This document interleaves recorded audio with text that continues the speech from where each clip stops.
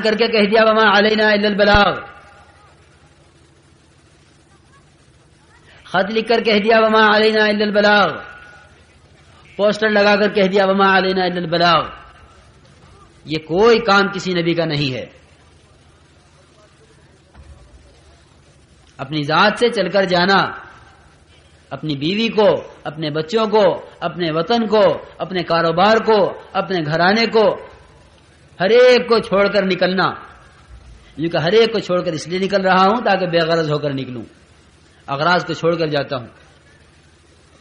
یہ کہیں کہ حضرت ابراہیم علیہ السلام کی ایسی تشکیل ایک تشکیل ہوئی جس میں کہتے ہیں کہ ہندوستان سے گزر ہوا ہے. مولانا یوسف رحمۃ اللہ علیہ کے مولانا یوسف رحمۃ اللہ علیہ فرماتے تھے کہ حضرت ابراہیم علیہ السلام کا گزر ہندوستان سے اس کا احتمال ہے کہ آیا ہندوستان سے گزر ہوا یا نہیں ہوا ہے. افغانستان کے راستے سے آئے تھے، ہندوستان سے گزر ہوا ہے یا نہیں ہوا، مورخین کو اختلاف ہے. یہ فرماتے تھے کہ جب تم وہاں خدا کے دین کے تقاضے پر انبیاء کی نقلیں اتارو گے، جہاں انبیاء کا گزرنا محتمل ہے کہ گزرے ہیں یا نہیں گزرے، جب تم وہاں انبیاء کی نقل اتارو گے اور صحابہ کی نقل اتارو گے تو اللہ تعالیٰ تمہیں ضرور ہدایت دے گا.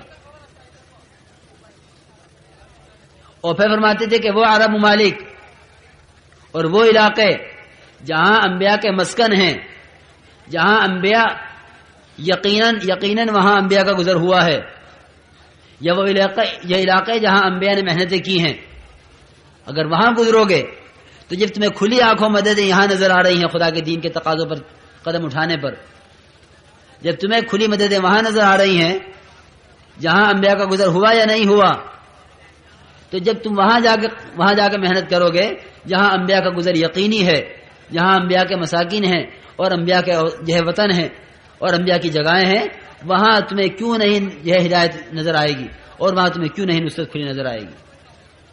جب تم یہاں دیکھ رہے ہو کہ خدا کی دین پر قدم اٹھانے میں کھلی نصرتیں ہیں، تو یہ کہیں کہ جب ابراہیم علیہ السلام کا یہاں سے گزر ہوا تو یہ سب سے لمبی تشکیل تھی. اتنی لمبی تشکیل کے بعد بھائی دھیان سے بات سنو، حضرات کو بٹھا دو جو کھڑے ہوئے ہیں، بھائی بٹھانا ذرا ان کو. یہ کہیں اتنی لمبی تشکیل کے بعد اتنی اجازت ملی ہے ابراہیم علیہ السلام کو گھر جانے کی کہ آپ گھر جا سکتے ہیں، لیکن سواری سے اترنے کی اجازت نہیں ہے. سواری سے اترنے کی اجازت نہیں، سواری سے اترنے کی اجازت نہیں ہے کہ اچھا جی یہی کروں گا. چنانچہ آئے بیوی سے، بیوی نے کہا اترو، کہ نہیں سواری سے اترنے کی اجازت نہیں ہے، صرف آنے کا اور حال دیکھ کر، گھر کا حال دیکھ کر واپسی کا حکم ہے کہ جاؤ بیوی بچوں کو دیکھاؤ، اترنے کی اجازت نہیں ہے. اتنی لمبی تشکیل ہوئی ہے، اس تشکیل کے بعد اترنے کی اجازت نہیں دی سواری سے. بیوی نے کہا کہ یہ اتنا لمبا سفر کر کے آئے ہو، پورا سر مٹی سے غبار سے بھرا ہوا ہے، آپ کا سر دھو دوں؟ بال انبیاء کی سنت ہے، لیکن یاد رکھنا انبیاء والے بال، یہود و نصارہ والے نہیں. بال انبیاء کی سنت ہے. بالوں میں مٹی بھری ہوئی تھی. بیوی نے کہا کہ بال سنوار دوں، ذرا نیچے آ جاؤ، کہ نہیں نیچے آنے کی تو اجازت نہیں ہے. سواری پر بیٹھے بیٹھے ادھر بیوی پتھر پہ کھڑی ہوئی اور سر جھکایا دائیں طرف. بیوی سے کہا کہ تم یہ حصہ دھو دو. بیوی نے سواری پر بیٹھے بیٹھے نیچے کھڑے ہو کر سر کا ادھر کا حصہ دھویا، پھر کہا کہ ادھر آ جا، ادھر آ گئی، پتھر پہ کھڑی ہوئی، ادھر سر جھکایا، ادھر کا حصہ دھو دیا. صرف اتنا قیام ہوا ہے ابراہیم علیہ السلام کا 2 تشکیلوں کے درمیان اپنے گھر میں. رخ صحیح ہوئے بغیر ایسی تشکیلیں نہیں ہو سکتی. جن کا رخ تجارت کی طرف، جن کا رخ زراعت کی طرف، جن کا رخ ملازمت اور زمینداری کی طرف ہوتا ہے، ان کی تشکیلیں ایسی نہیں ہوا کرتی. جن کے رخ صحیح ہو جایا کرتے ہیں، اور رخ کا صحیح ہونا یہی ہے کہ مجھ سے جس طرف قدم اٹھوایا جا رہا ہے مجھے اس طرف قدم اٹھانے سے مسائل کے حل ہونے کا یقین ہو، مسائل کے حل ہونے کا یقین ہو. مسائل کے حل کی نیت نہیں، مسائل کے حل کے لیے جماعت میں جانا، نیت کر کے جانا کہ میرا مسئلہ حل ہو جائے گا، یہ تو صاف صاف کہنے میں کوئی حرج نہیں. اگر کسی بھی غیر مخلوق جاندار یا بے جان پر نظر مان لی جائے کہ اگر یوں ہو گیا تو یوں کر لوں گا، اگر یہ ہو گیا تو فلاں جگہ مخمل چڑھا دوں گا، اگر یہ کام ہو گیا تو فلاں جگہ کھانا کھلا دوں گا، اگر یہ کام ہو گیا تو وہاں ایک کتر باندھ دوں گا، یہ نظر مان لی اگر کہ یوں ہو گیا تو یوں کر دوں گا. بقا مولانا یوسف رحمۃ اللہ علیہ کے کہ اگر جماعت میں بھی جا رہے ہیں اسی خیال سے کہ جماعت میں اس لیے جا رہا ہوں کہ میرا مریض ٹھیک ہو جائے، جماعت میں اس لیے جا رہا ہوں کہ میرا مقدمہ حل ہو جائے، جماعت میں اس لیے جا رہا ہوں کہ میرا قرضہ ادا ہو جائے. فرماتے تھے کہ ہمارے پاس آنے والا جو مجمع ہے اللہ کے راستے میں جانے والا، یہ دو چیزیں لے کر آ رہا ہے. جب تک یہ دو چیزیں لاتا رہے گا، یہ دو چیزیں لاتا رہے گا جب تک، اس وقت تک نہ یہ کلمے کی حقیقت کو سمجھ سکے گا اور نہ تقاضے پر قدم اٹھا سکے گا. نہ تقاضے پر قدم اٹھانا ہوگا، نہ کلمے کی حقیقت کو سمجھے گا، جب تک یہ دو چیزیں لے کر آتا رہے گا. فرماتے تھے وہ دو چیزیں کیا ہیں؟ ایک تو فرصت لے کر آئے گا، فرصت، اور دوسرے عذر لے کر آئے گا کہ جی میں جماعت میں، مجھ سے تشکیل والوں نے یہ کہا کہ اگر تم جماعت میں چلے گئے تمہارا کھویا ہوا مل جائے گا، تمہاری دکان چھینی ہوئی واپس ہو جائے گی، تمہاری زمین دبائی ہوئی مل جائے گی. میں تو اس لیے جماعت میں جا رہا ہوں تاکہ میرے یہ مسائل حل ہو جائیں. دیکھو میرے عزیز دوستو، ایک تو ہے مسائل کے حل کی نیت کے لیے قدم اٹھانا خدا کے دین کے تقاضے پر، ایک ہے مسائل کے حل کے یقین کے ساتھ قدم اٹھانا خدا کے دین کے تقاضے پر. مسائل کے حل کے لیے، مسائل کے حل کے لیے قدم اٹھانا، یہ قدم اٹھانا اپنی ذات کے لیے ہے. اس میں چاہے کاشتکار کو نکال دو، چاہے ملازم کو نکال دو، چاہے تاجر کو نکال دو، سرمایہ دار کو نکال دو، وزیر اعظم کو نکال دو، جس کو چاہے نکال دو، اس لیے کہ مسائل مصیبتیں سب پہ آئی ہوئی ہیں، حالات میں سب دو چار ہیں جتنے بھی ہیں. اگر یہی نکلنے کی وجہ ہے، صرف محض اپنی ذات کے لیے ہے، اور جب اس کا یہ مسئلہ حل ہو جائے گا یہ خدا کے دین کے تقاضے پر نہیں اٹھے گا کہ میں کیوں جماعت میں جاؤں، کیا میرا، اگر یہی وجہ نکلنے کی ہے تو غیر مسلم بھی نکل سکتا ہے، یہی وجہ نکلنے کی ہے تو وہ بھی نکل سکتا ہے جو خدا پر ایمان نہیں رکھتا. مولانا یوسف رحمۃ اللہ علیہ فرمایا کرتے تھے کہ ہم اس راستے میں قدم اٹھائیں گے امت کے دنیا اور آخرت کے مسائل کے حل کے یقین کے ساتھ، کہ امت کے دنیا اور آخرت کا مسائل یقین کے ساتھ کہا جا سکتا ہے کہ اسی راستے میں ہے. امت کے مسائل کا حل اس راستے کے اندر ہے، اس یقین کے ساتھ قدم اٹھانا ہے. تو یہ کہیں کہ اس کو کہتے ہیں رخ کا صحیح ہونا. تو آنے والے دو چیزیں لے کر آئیں گے، فرصت لائیں گے اور عذر لائیں گے کہ میں تو اس عذر کی وجہ سے آ گیا ہوں، یا یوں کہیں گے کہ مجھے فرصت تھی اس لیے آ گیا ہوں. جماعت میں کیوں جا رہے ہو؟ کہ فرصت ہے. اگر فرصت میں آ رہا ہے تو تجارت کرنا اہم ہوا، اگر فرصت میں جا رہا ہے تو کاشتکاری زمیندارہ اہم ہوا، اگر فرصت میں جا رہا ہے تو ملازمت کا کام اہم ہوا. تشکیل کرنے والے تشکیل کرتے ہیں، بتلاؤ پہلی فرصت میں کون 4 مہینے لگائے گا؟ کیسا غلط عنوان ہے. ارے یوں کیوں کہتا ہے پہلی فرصت میں، یوں کیوں نہیں کہتا پہلی مشغولی میں کون 4 مہینے لگائے گا؟ یہ کیوں کہتا ہے پہلی فرصت میں کوئی 4 مہینے لگائے گا؟ تو گویا نے سارے سننے والوں کو اس پر ڈال دیا کہ جب تک تمہارے پاس فرصت نہ ہو اس وقت تک تم جماعت میں نہ جانا. اور فرصت کب ہوگی؟ جب یہ سارا جھمیلا ہمارے ہاتھ سے چھوٹ جائے گا کہ تاجر کی لاش پڑی ہوئی ہے، تجارت سے کوئی تعلق نہیں رہا. زمیندار کی لاش پڑی ہوئی ہے، اس کا اپنے زمینداری سے کوئی تعلق نہیں رہا، کیونکہ اس سے پہلے کسی کے پاس فرصت نہیں ہے. فرصت تو جب ہوتی ہے جب اس کا ہاتھ پیر حرکت کرنے بند کر دیتے ہیں، کیونکہ اب فرصت ہو گئی ہے کہ لے جاؤ اسے جماعت میں، لے جاؤ اسے کو جماعت میں. یہ کسی کام کا نہیں ہے. نہیں میرے عزیز دوستو، اس کام کی اہمیت تو ہمارے اندر اس سے آئے گی کہ ہم اس کام میں مشغولی میں نکلیں. لیکن کیونکہ محنت کا رخ بدلا ہوا ہے، اس لیے ہر آدمی اپنے آپ کو اس کام میں مشغول تر سمجھ رہا ہے جو کام اس کے کرنے کا نہیں ہے.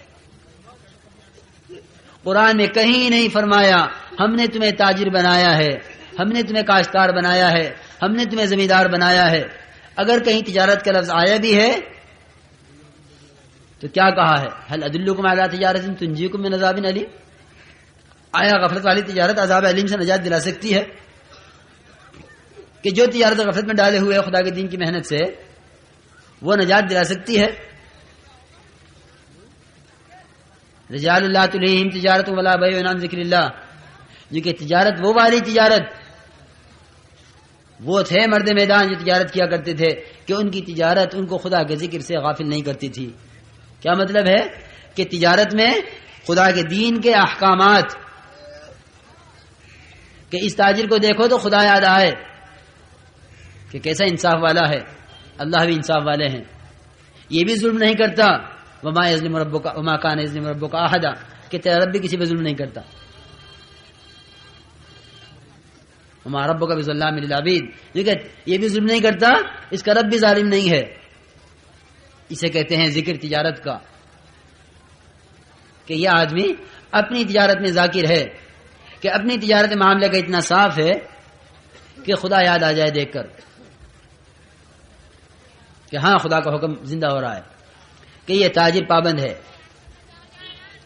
کیونکہ خدا نے کہیں تجارت کرنے کا حکم قرآن میں نہیں دیا کہ تجارت کرو. ہاں خرچ کرنے کے احکامات، خرچ کرنے کے فضائل، خرچ کرنے پر وعدے، خرچ کرنے پر خدا کی طرف سے اس سے دوگنے اور تیگنے اور چوگنے کا ملنا. اور واللہ یضاعف لمن یشاء، خدا جتنا چاہے جس کے بدلے میں جتنا چاہے دے. یہ تو ہر جگہ ملے گا. لیکن کمانے کے فضائل ہو یا خرچ کرنے کے فضائل ہیں یا خدا کی دین کی محنت کے فضائل ہیں. یوں نہیں کہا جو خوب محنت تجارت میں کریں گے ہم انہیں خوب مال دیں گے، جو خوب محنت زراعت میں کریں گے ہم انہیں خوب غلہ دیں گے، جو خوب محنت ملازمت میں کریں گے ہم انہیں خوب ترقی دیں گے. یعنی والذین جاہدوا فینا لنہدینہم سبلنا، ہمارے راستے اور ہیں، دنیا کے راستے اور ہیں. جو ہماری لائن میں محنت کرے گا، ہماری طرف بڑھے گا، آخرت کو سامنے رکھ کر قدم اٹھائے گا، ہم اس پر اپنی خیر کی راہیں کھول دیں گے. تو یہ کہیں کہ ہم خدا کے دین کی محنت کے لیے جو نکل رہے ہیں، ہم نکل رہے ہیں اپنے رخ کو صحیح کرنے کے لیے. جسے میں نے عرض کیا کہ ابراہیم علیہ السلام کو نکالا محنت کے رخ کو صحیح کرنے کے لیے، دل کے رخ کو صحیح کرنے کے لیے. اور کیسے دل کا رخ صحیح ہوا؟ کیونکہ بیوی بچوں کو چھوڑ کر جاؤ. کتنے دن کے لیے؟ چلے کے لیے، 4 مہینے کے لیے، سال کے لیے. یہ کوئی بات نہیں ہوئی وہاں کہ جانا ہے. اور اگر چلے کے لیے بھی جا رہے تھے تو کیا وہ ذرا سا تھیلا کھجوروں کا اور کیا وہ ذرا سا مشکیزہ پانی کا یہ چلے بھر کی خوراک تھی؟ اگر یوں بھی کہا جائے کہ اس کی گٹھلیوں کو بو دیا جائے گا اور اس سے آئندہ غلہ اگتا رہے گا اور کھجوریں اگتی رہیں گی، تب بھی کہا جا سکتا ہے کہ تم چلے جاؤ، ہمارا اللہ مالک ہے. وہ تو وادی غیر زیزر ہے، وہاں تو کچھ اگتا نہیں ہے، وہاں وہ تو اگائی کی زمین ہے ہی نہیں، وہ تو بوائی کٹائی کی زمین ہے نہیں، وادی غیر زیزر. اب نکلے وہاں سے باہر بیوی بچوں کو چھوڑ کر اور وہاں ہاتھ اٹھا کے دعا کی ربنا لیقیم الصلاۃ، اے اللہ میں اپنی اولاد کو یہاں اس لیے چھوڑ کر جا رہا ہوں تاکہ یہ نماز کو قائم کریں، تاکہ یہ نماز کو قائم کریں۔ ربنا لیقیم الصلاۃ، میں ان کو اقامت نماز کے لیے یہاں چھوڑ کر جا رہا ہوں۔ کیونکہ رخ کا صحیح ہونا اسے ہی نہیں کہتے کہ باپ کا رخ صحیح ہو گیا، یہ باپ تو اولاد کو بھی بخشوا دے گا۔ میرے گھر کا ایک آدمی جماعت میں جاتا ہے، ہمارے گھر میں ایک حافظ قرآن ہے، ہمارے گھر میں ایک صاحب نماز پڑھتے ہیں، ہم سب ان کے پیچھے پیچھے نکل جائیں گے۔ وَلَا تَزِرُ وَازِرَةٌ وِزْرَ أُخْرَىٰ، کوئی کسی کے کام آنے والا نہیں ہے، ہر ایک کی اپنی کمائی، ہر ایک کی اپنی قبر، ہر ایک کا اپنا حشر، ہر ایک کی اپنی برزخ، ہر ایک کی اپنی جنت، ہر ایک کی اپنی دوزخ۔ وَلَا تَزِرُ وَازِرَةٌ وِزْرَ أُخْرَىٰ، کوئی کسی کا بوجھ اٹھانے کو تیار نہیں ہوگا۔ یوم یفر المرء من اخیہ وامہ وبنیہ وامہ وابیہ وصاحبتہ وبنیہ لکل امرئ منہم یومئذ شأن یغنیہ، کوئی کسی کا کام آنے والا نہیں ہوگا۔ لیکن یہاں حضرت ابراہیم علیہ السلام جس رخ پر خود ڈالے گئے ہیں، جس رخ پر خود چلائے گئے ہیں، جو کام ان سے کروایا ہے، وہاں کھڑے ہو کے دعا ہو رہی ہے۔ اور دعا کہاں جا کر کی ہے؟ کیونکہ دعا وہاں جا کر کی ہے جہاں سے بیوی بچے نظر نہ آئیں، دعا وہاں جا کے کی ہے۔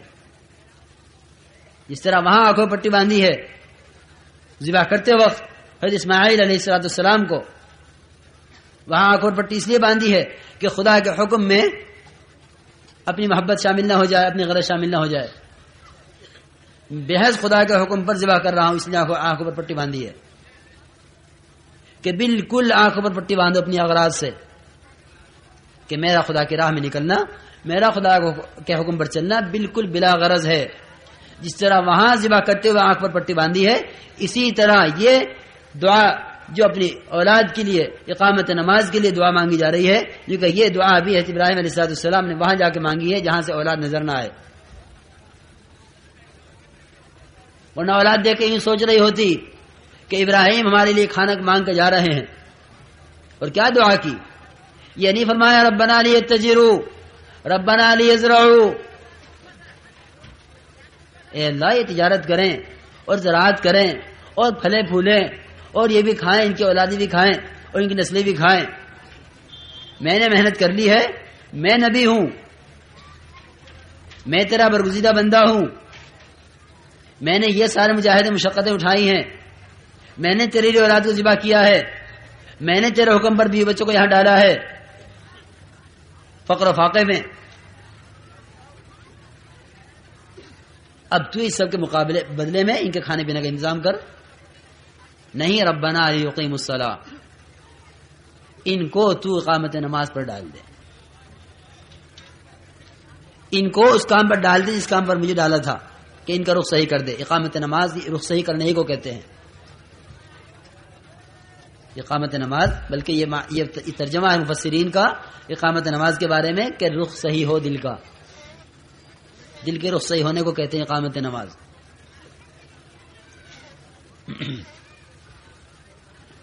بغیر خشوع والی نماز، بغیر پابندی والی نماز، وہ رخ صحیح نہ ہونے والی نماز ہے، یا وہ اپنے مسائل کے لیے نماز ہے یا وہ قانونی نماز ہے۔ قانونی نماز جانتے ہو؟ قانونی نمازیں دو قسم کی ہیں، ایک جماعت میں نکل کر، ایک چھوٹے بچوں کی نمازیں جو مکتب میں ہوتی ہیں استاد کی نگرانی میں، چھوٹے چھوٹے بچے استاد کی نگرانی میں نماز پڑھتے ہیں کہ استاد کا نے قانون بنایا ہوا ہے مدرسے کا کہ کسی بچے کی نماز نہ چھوٹے ورنہ ایک وقت کا کھانا بند۔ مختلف سزائیں ہیں مدارس میں، عادت تو پڑ جاتی ہے لیکن یہ قانون کی نماز ہے تو اس میں بہت سے بچے بغیر وضو ہی پڑھ لیتے ہیں۔ کیوں؟ استاد کھڑا ہوا ہے، اسے کیا خبر میرا وضو ہے یا نہیں ہے؟ چھوٹے چھوٹے بچے۔ بعض فیکٹری والوں کو دیکھا ہم نے جو ہمارے کام سے متعلق ہیں، بڑی بڑی فیکٹری ہیں، 500 1000 آدمی ملازم ہیں، ان کا قانون ہے کہ نماز پڑھنی ہوگی، جو نماز نہیں پڑھے گا اس کو میں اپنی فیکٹری میں نہیں رکھوں گا. تو پڑھتے ہیں بے شک، لیکن قانون کی پڑھتے ہیں، نماز قانون کی، کہ قانون پڑھوا رہا ہے، ایمان نہیں پڑھوا رہا ہے. ایمان خدا کے حکم پر پڑھواتا ہے، اور بے ایمانی کے ساتھ تو قانون سے بھی نماز پڑھ سکتا ہے آدمی، قانون سے بھی. اگر باہر کی محنت اگر باہر کے دباؤ سے پڑھ رہا ہے تو ایمان والی نماز نہیں ہے، اگر اندر کے تقاضے سے پڑھ رہا ہے تو ایمان والی نماز ہے. تو یہ کہ وہاں نکل کے دعا کی ربنا لیقیموا الصلاۃ فاجعل افئدۃ من الناس تهوی الیہم، جس طرح آپ نے سارے عالم کے انسانوں کو رخ ہماری طرف کیا ہے کہ سارے عالم کے انسان ابراہیم تمہارے پاس آئیں گے پیدل چل کر، اس طرح اے اللہ تو اس مرجعیت کو میری اولاد کی طرف پھیر دے. اگر یہ اقامت نماز پر آئیں تو اجعل افئدۃ من الناس تهوی الیہم، کہ لوگوں کے قلوب کو ان کی طرف پھیر دے. وارزقهم من الثمرات لعلهم یشکرون، اور پھر یہ تیرے ہو کے رہیں تو ان کی ضروریات کو پورا کر دے. تو یہ کہیں کہ یہ محنت کا رخ ہے. اس محنت کے رخ پر جب آدمی چلتا ہے تو اس کو اس راستے کی کامیابیاں نظر آنی شروع ہوتی ہیں. تو جو کچھ عرض کیا ہے، مقصد یہ عرض کرنے کا ہے کہ ہم اللہ کے راستے میں اسی طریقے پر، وہی راستہ ہے، یہ کوئی نیا راستہ نہیں ہے کہ اب تبلیغ کے نام سے کوئی نیا کام شروع ہو گیا ہے. تبلیغ والے یوں کہتے ہیں، یوں کہتے ہیں، یوں کہتے ہیں، یوں کہتے ہیں. نہیں، خدا کی قسم جتنے کام ہیں یہ سارے انبیاء علیہ السلام کے کیے ہوئے کام ہیں،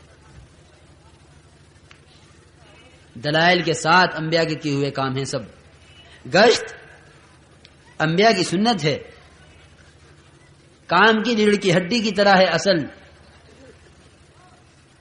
انفرادی دعوت انبیاء کی سب سے پہلی سب سے آخری سنت ہے کہ پہلے دن سے لے کر آخری دن تک انفرادی دعوت کا عمل جاری ہے. تعلیم ہر نبی کا مقصد ہے امت کو تعلیم دینا. اگر تعلیم امت کو نہیں دی جا رہی ہے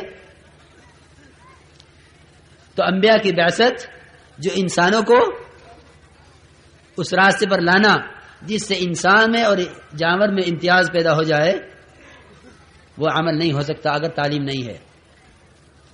تعلیم تو وہ عمل ہے جو انسان کو جانور سے ممتاز کر دے گا کہ یہ انسان ہے، یہ حیوان ہے. تعلیم نے اس کو بنا دیا ہے. ارے انسانوں ہی میں دیکھ لو، جانوروں کو تو چھوڑ دو، انسانوں ہی میں دیکھ لو. ہر ایک کہہ دیتا ہے کہ یہ تعلیم یافتہ طبقہ ہے، یہ جاہل طبقہ ہے، اور صاف نظر آتا رہتا ہے اس کی وضاقتہ سے، اس کے لباس سے، اس کی بول چال سے، اس کے مزاج سے صاف معلوم ہوتا ہے کہ یہ پڑھا لکھا آدمی ہے، یہ جاہل ہے. کہ جو کچھ پڑھا لکھا ہے وہ اندر سے اس پر ظاہر ہو رہا ہے کہ یہ کرنا چاہیے، یہ نہیں کرنا چاہیے، یہ کرنا چاہیے یا نہیں کرنا چاہیے، اسی کا نام انسانیت ہے. تو انبیاء اس کی تعلیم کے لیے آتے ہیں. اس لیے ہم اللہ کی راہ میں نکل کر جو جن اعمال کو کریں گے، یہ اعمال کوئی اجنبی نہیں ہے، یہ کوئی نئی بات نہیں ہے کہ میاں مولانا آثار رحمۃ اللہ علیہ سے پہلے تو کہیں نہیں سنا تھا کہ گشت ہوتا ہے. یہ کوئی نیا کام شروع ہوا ہے گشت کا؟ کیا کیا تھا جناب رسول اللہ صلی اللہ علیہ وسلم نے طائف میں جا کر، اور کیا کیا تھا ذوالمجنہ میں، اور کیا کیا تھا عکاظ کے بازار میں، اور کیا کیا تھا مکے کی بڑی بڑی نمائشوں میں، اور کیا کیا تھا موسم حج کے قافلوں میں، اور کیا کیا تھا موسم حج کے بازاروں میں اور میلوں میں. یہی کیا تھا، ایک ایک پر اپنے آپ کو پیش کیا تھا، ایک ایک پر پیش کیا تھا اپنے آپ کو. من یؤوینی، من ینصرنی، من یمنعنی. کون میری مدد کرتا ہے، کون مجھے ٹھکانہ دیتا ہے، کون میرا ساتھ دیتا ہے خدا کے دین کے تقاضے کو پورا کرنے میں، کون میرا ساتھ دیتا ہے خدا کے پیغام کو پہنچانے میں. یہی تو کیا تھا. اور کیا کیا تھا؟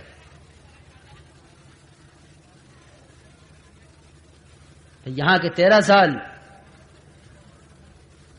یہاں کے 13 سال سوافی قریش بضع عشرۃ حجۃ، سوافی قریش بضع عشرۃ حجۃ، جناب رسول اللہ صلی اللہ علیہ وسلم 13 سال تک مکہ مکرمہ میں اسی میں پھرتے رہے. لو لاقا صدیقا مواتیا، لو الفا صدیقا مواتیا، کہ کوئی تو مل جائے میرا ساتھ دینے والا، کوئی تو مل جائے مجھ سے موافقت کرنے والا. اب آج پوچھتے ہیں کہ میں اپنی مسجد میں تنہا ہوں، جب ہماری مسجد وار جماعت نہیں ہے میں کیا کروں؟